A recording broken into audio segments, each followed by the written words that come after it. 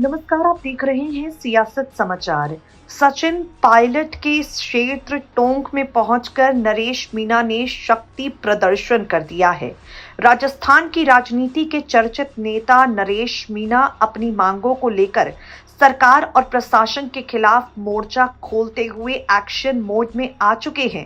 टोंक जिले के कोठड़ी मोड़ पर होने वाले बड़े जन आंदोलन से पहले नरेश मीणा ने साफ साफ कह दिया है, उन लोगों को कभी नहीं भूलेंगे जिन्होंने मुझे राजनीतिक रूप से नुकसान पहुंचाया। तीखे तेवर दिखाते हुए नरेश मीणा ने कहा, मैं 3 चुनाव लड़ा और तीनों में मुझे हराया गया। जिन लोगों ने मुझे अभिमन्यु की तरह राजनीतिक चक्रव्यूह में फंसाने की कोशिश की, उन सबका हिसाब किताब बराबर रखूंगा। चाहे मैं खुद कुछ ना बनूं, लेकिन उन्हें भी नहीं छोड़ूंगा। नरेश मीणा का इशारा कांग्रेस और अन्य दलों के उन नेताओं की तरफ था जिन्होंने उनके टिकट कटने या चुनाव हराने में भूमिका निभाई।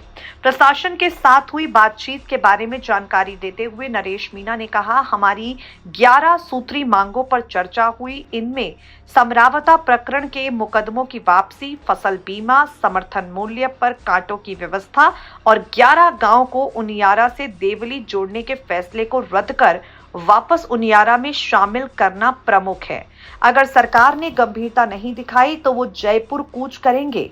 अपनी भगत सिंह सेना को गांव-गांव तक पहुंचाने का संकल्प लेते हुए नरेश मीणा ने कहा, यह संगठन जातियों के नाम पर नहीं बल्कि शहीद भगत सिंह के आदर्शों पर चलेगा।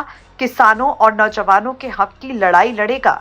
2028 के चुनाव में जनता जवाब देगी, असली रोजड़ा यानी नुकसान पहुंचाने वाला कौन है।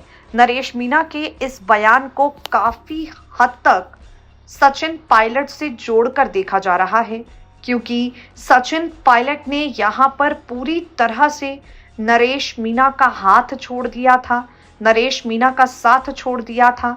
यहां पर नरेश मीणा की ये मांग थी कि सचिन पायलट पूरी तरह से उनके समर्थन में आए, लेकिन सचिन पायलट ने नरेश मीणा का टिकट कटने का समर्थन किया, जिसे लेकर नरेश मीणा काफी ज्यादा नाराज हो गए और नरेश मीणा की नाराजगी खुलकर अब तक पायलट को लेकर समय समय पर सामने आती रहती है।